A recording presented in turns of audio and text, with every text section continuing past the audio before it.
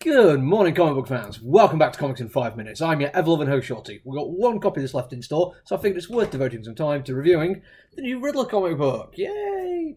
And yes, this is a Riddler comic book, which is nothing to do with the DC comic book universe whatsoever. This is literally a movie reference thing, and I think that's fine. It's written by Paul Dano, who played the character in the movie. And although he never wrote the character or wrote the movie, actually, I don't know. Did he write the movie? I should really look into this. I'm assuming he didn't write the movie.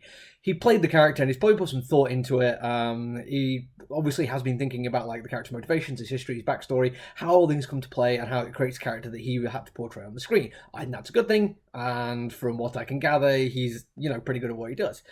It does mean that it's not going to be the Riddler people may be familiar with. If they are more comic book related, he's not wearing a green suit at all, there's no question marks on it, and he's definitely not got any Jim Carrey energy. I don't think it's necessarily a bad thing. We know from various iterations and writers and creators over different media that Batman and Batman characters can be recreated, and they can do different things depending on what the needs of the story are. And I don't think that's a bad thing at all. I think it's actually one of the good things that you can do when you are going to cross over to different media. This is feel like it's going backwards a little bit by putting it back into a comic book, but by not trying to make it part of the DC continuity, it gives the creator or the writer Dano some freedom.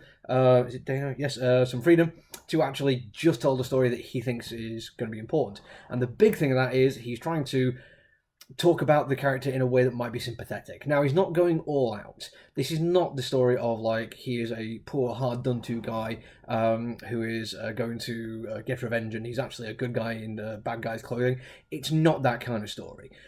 It is a story of somebody who's been put in a terrible position, but they do have some responsibility for their own actions. It isn't going for the terrible trope of a crazy person goes crazy, does bad things. That is very, very old hat these days, and thankfully an awful lot of comic writers are moving away from it. There seems to be a little bit of a trend recently that you're more likely to see people with mental issues who are badly treated by the state and by society, and they use that as an excuse to strike out. They're not striking out because they're mad. They're striking out because society has treated them like crap. They've either had the chance to do something and not done it, didn't think it was worth doing it, or overtly said that they disliked me because of their differences. And it feels like that is the line they're going to try to go on this one, but it's not 100% either. Again, this is a nice fine line that Dano is walking. He's not trying to make out that this is just a good guy in a bad situation.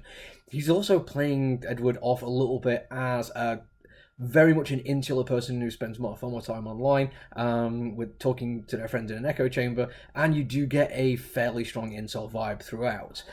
It's not overwhelming, but Edward's main nemesis is a guy he works with who's been working there less time than him, but has been promoted because he looks good in a suit, has great hair, can talk to people, and has a fancy degree. The term fancy degree comes up a few times in this comic book. I quite like it.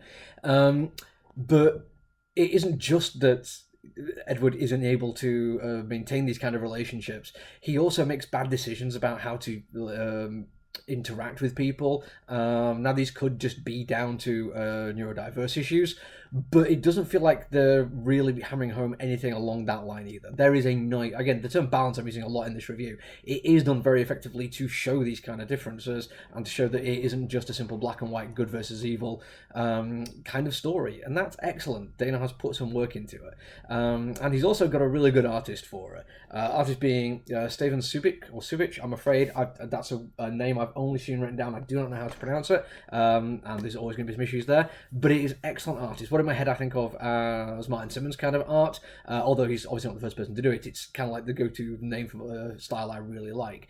It is deep and scratchy in places, and it's unpleasant, and I like the fact that it's unpleasant. It really highlights the kind of urban horror that's going on of very bright colours but dark shadows. There is brutality and violence that you'd expect, and then there's also absolutely washed out colours in the work environment, which makes everything look plain and bland and uninteresting.